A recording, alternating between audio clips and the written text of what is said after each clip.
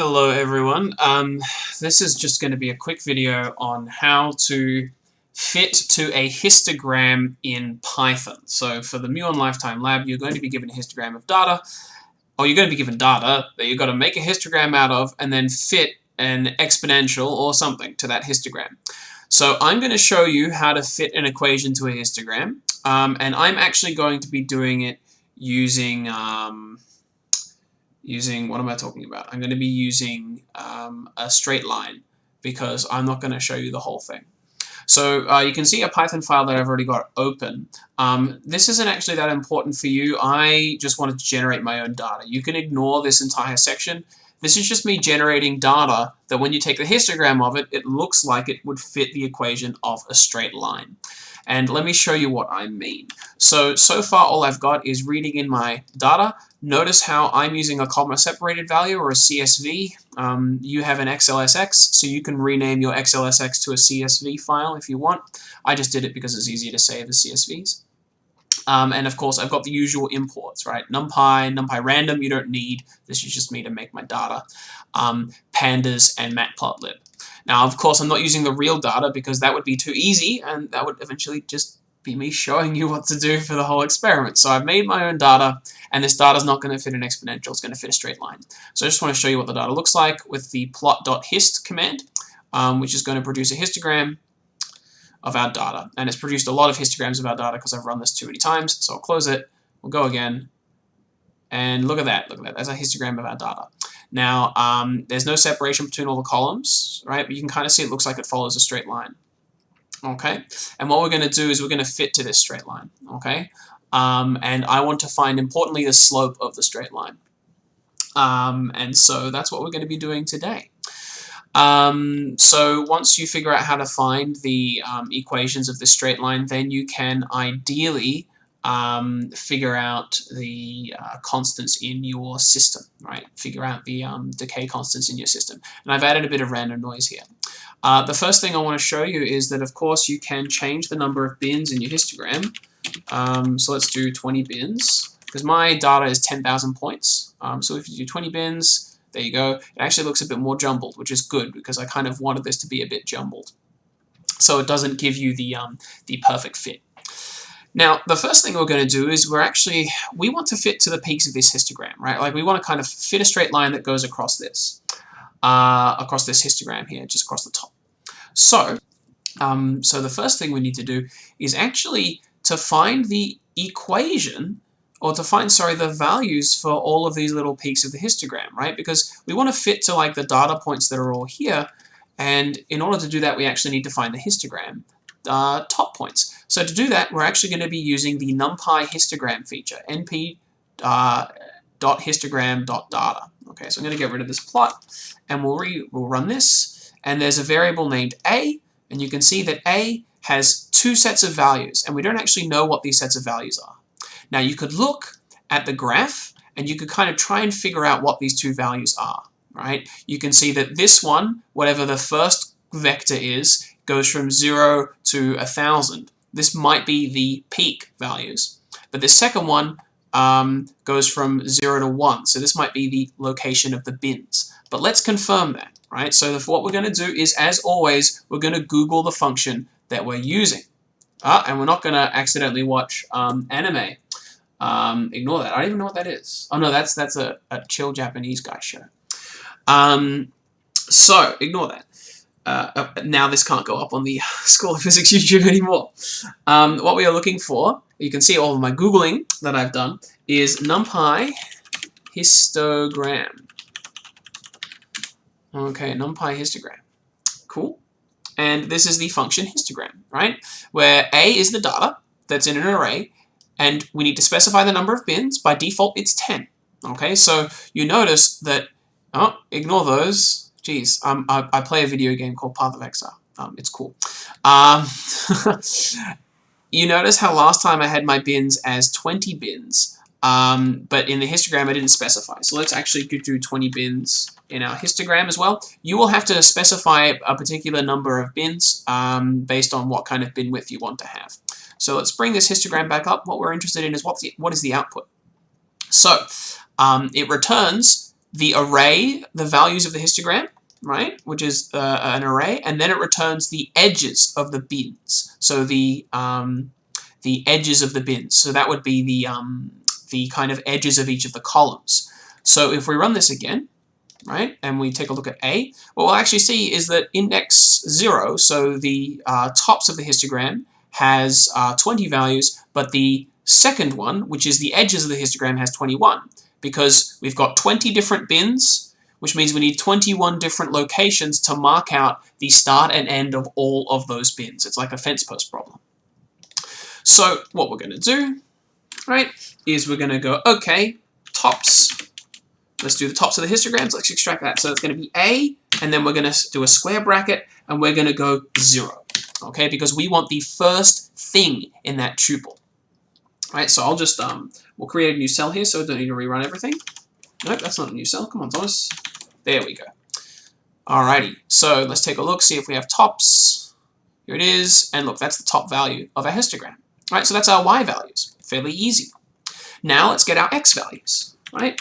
Now, our X values are going to be pretty interesting because if you remember, the other thing in our output here, in our A, was the edges of the histogram.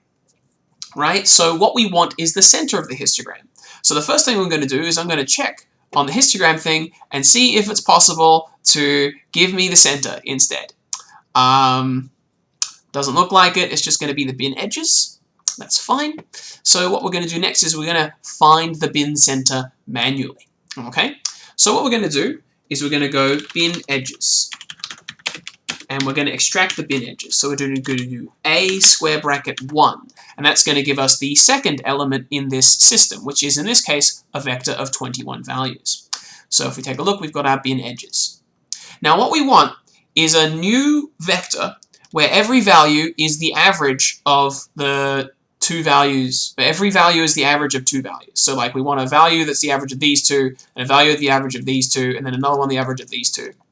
And so it's actually going to be really easy to do a for loop for this. So I'm going to write you the loop. You don't know what a for loop is, that's fine. I'm just going to write this and you can copy it. Okay? So we're going to do for. And then I'm going to say for, what are we going to do? We're going to do for I in range len tops. What this is going to do is this is going to do something this many times, however many times we have in tops. What does that mean? What I mean is, I'm just going to run this now. It goes from 0 to 19. It does it 19 times, or it does it 20 times, because tops has 20 values in it. That's really what I'm doing. So again, I'm not trying to teach you this particular aspect of Python, but if you did my 3.1.2 course, you should know how to do a for loop already. But here's some fun little gangster move that we're going to do. We're going to do bin centers, and we're going to make that a list, so it's a little blank list. And we're going to say we'll say bin center is equal to bin edges of I. So it's the bin edge that we're currently looking at plus the next one,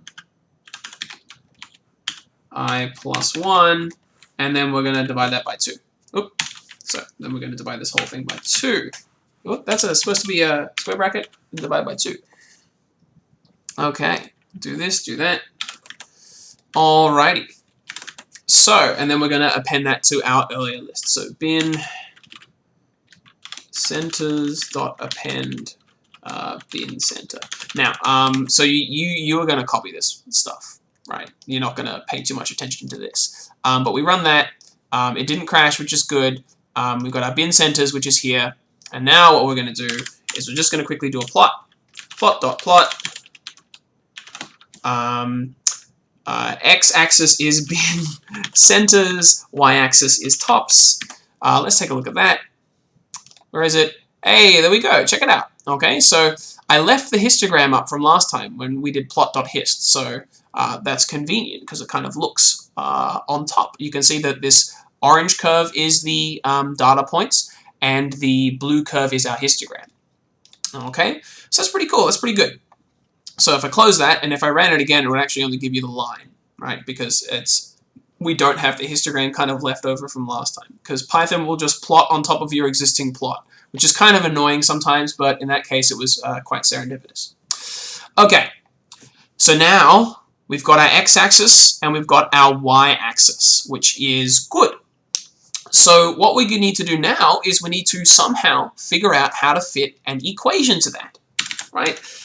So let's make this new section. It's going to be called fitting the equation. Right, half the battle's done. We've got the values, and now we need to fit our equation. Now, what you could do here, right? If you don't want to deal with Python fitting the values, you could actually just copy these numbers, right? These x and y numbers into Excel and fit it that way, right? If you wanted to just do a regular fit, because now we've extracted the tops of our histogram, it's fairly easy. But we're too cool for that. We're going to be extra AF. And so what we're going to do is, first of all, I'm going to turn my mic down because I've noticed I'm going over the sound limit a lot. So apologies to those of you who are wearing headphones. Second thing we're going to do is we're going to use this thing called SciPy Optimize Curve Fit. It fits a curve. It's awesome, right? To do this, you need three things. You need your X data. We have that. You need your Y data. We have that. And you need a function. And a function, this function needs to be something that it's like f, it got to be y equals something x, basically. You've got to write your own function, and then what it will do, what NumPy will do, is it will go, okay, I will fit this curve for you according to the structure that you've told me. Now, if you're having a lot of trouble with this, there are a lot of resources from Phys 3112 that you can contact me and we can find on how to do this. But I'm just going to do it, right? So we want to fit the equation. First, we need our equation. So this is an equation I had earlier. We'll just ignore that. Let's define. So we're going to do def, and this is the part, by the way. This is the part you will replace with an exponential or something. Okay, this is the part that you're going to replace. This is where brain comes in, right? The only thing you have to change is this input, so whatever the data you have is. Get rid of this crap. Get rid of this, and then this definition of the equation is the only part that matters. So we're going to call it fitting equation, and it has a special rule. This function must take in the x data first, and then it must take in the parameters. And by parameters, I mean the parameters of the equation. Okay, so if we had y equals mx plus b, the parameters would be m and they would be b. And in fact, I'm fitting a straight line, so that's exactly what I'm looking to do. I want to do that y is equal to, actually, first of all, we need to extract our parameters. So this is another annoying thing that you're just going to have to copy, okay? Parameters is going to be a variable that has more than one number in it, right? So what we're going to do, in this case, I'm going to go a, comma, b equals parameters, okay? And it's going to work out eventually, all right? So just copy me on this one. Like, you keep this part the whole time. This part is the same. And then you're going to change the equation that's coming next. If you want three parameters, a, b, c equals parameters, so on and so forth, okay? So now, let's write our equation. We're going to do y equals a times x data. I could have called it x instead of x data plus b. That's my equation. We're not done. We need to return a value. So return y. Okay? So this function is going to be given some data. It's going to be given the parameters. And then it's going to go, okay, here's the y value for that parameters. That's what we need to have in order to begin our curve fit. Right? So the next thing that we're going to do is we're going to go to some SciPy curve fit. We have our f, right? So we have x data params, right? We have our, so we're going to call curve fit, right? It's going to be pretty cool. So curve fit is going to take in the name of the function. So our one's called fitting equation. Then it's going to take in the x data that we have. Then it's going to take in the y data that we have. and then it is going to have a guess. We're going to have an initial guess for our parameters. Okay, initial guess for the parameters. Right? So we're going to give this a try. Okay. Okay, we're back. I realize I made a tiny mistake in the fitting equation. So it's different to how I use SciPy Optimize. I don't actually use CurveFit myself. One really cool thing about this is you don't need to do this weird parameter extraction. You can just go, the equation will take X data, then A, then B. And SciPy's CurveFit tool actually will handle that for you. You don't have to do that weird variable extraction thing I was talking about. And I know this because I quickly tested it before recording, or I paused it and then tried again, because that's, planning ahead is for losers. So we're going to start by import SciPy. Dope. Alright, now we're going to have SciPy. And what we're going to do now is we're going to fit our equation. So far, if you recall, we have pulled in our data, gathered the tops of the histograms and the centers of the histogram. So this is our X data, and this is our Y data, right? And this is our equation that we're going to replace with an exponential or something. Well, you're going to replace with an exponential or something. So now what we're going to do is we're going to determine what the constants A and B are if this Y and X data is supposed to fit the equation of this shape. So AX plus B.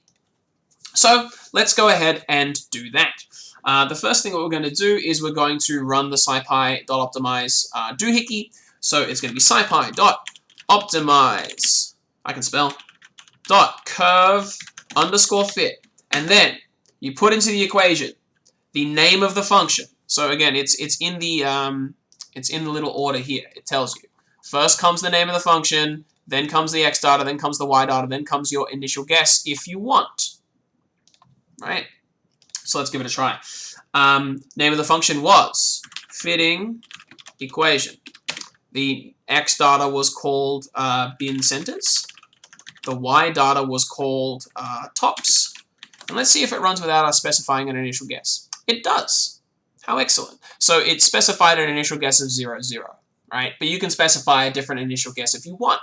So if you wanted to do that, you would go have your initial guesses for A and B. So you would have your first guess for A and your first guess for B, if you wanted to have it start with some certain values. That's useful sometimes. You have fits that don't go so well if you make bad estimates. But for a straight line, it's really, really easy. So I've run it, and what you notice down the bottom right is stuff comes out of it. Right? What stuff comes out of it? Well, first of all, let's just extract the variables. So we'll say optimized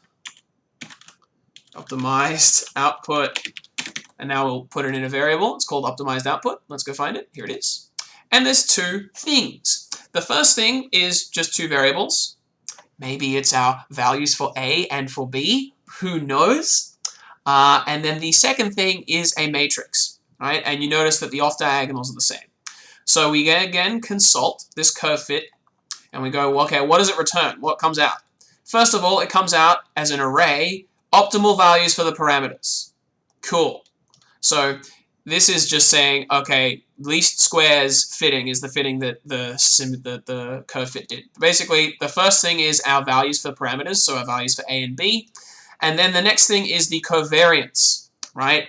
Which is something that you don't need to know, so don't worry about it. Okay? But hey, look, we got our value. So this should be our value for A, and this should be our value for B. That's what they're telling us, right? Because that's the order that I put them in the equation. So that's the order that they're in our system, right? If you have in your equation definition B coming first, then A, then this output is going to have B first, then A. Okay, so that's our output. Let's test that this is correct. And how are we going to test that that's correct? Well, we're just going to plot it, right? We'll plot it to a straight line. So, let's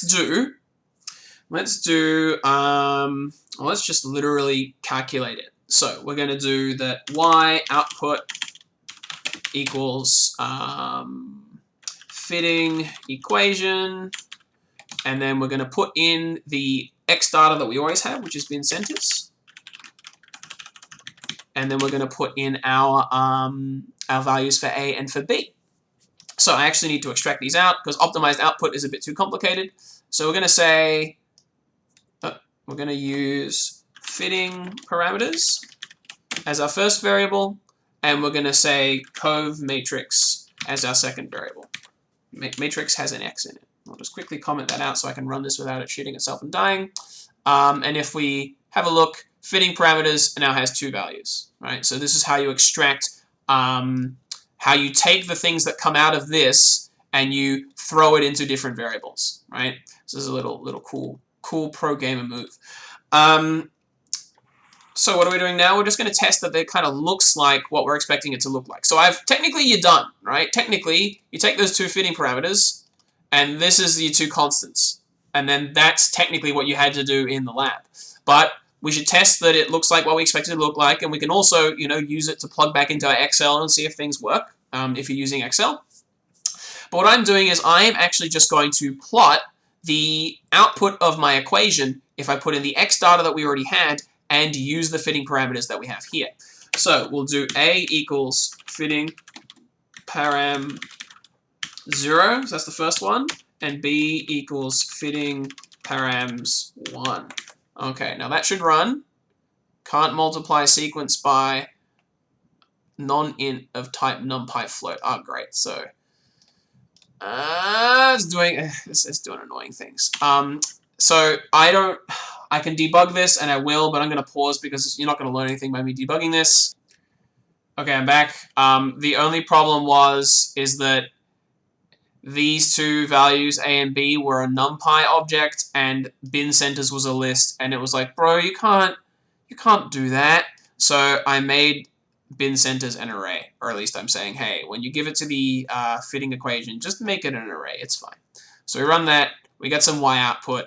So now we're going to plot things and see if they work. So we're going to do the same plot as last time. Plot bin centers tops, right? This time I'm going to make it some dots, right? So we get dots. Take a look. Dots. Cool. That was our original data, right? Now we're going to plot the fitted line. So we're going to do plot bin centers, so we have the same X values, Y output. And then bada bing, bada boom. Look, there's our line fit. Beautiful. Okay. So that is how you do curve fitting in Python. I hope that was helpful. Of course, you will need to replace this part with something else, because of course you are not fitting a straight line, you are fitting an exponential. So change this equation, otherwise should be all good. I hope this is helpful, and I'm going to go take a nap.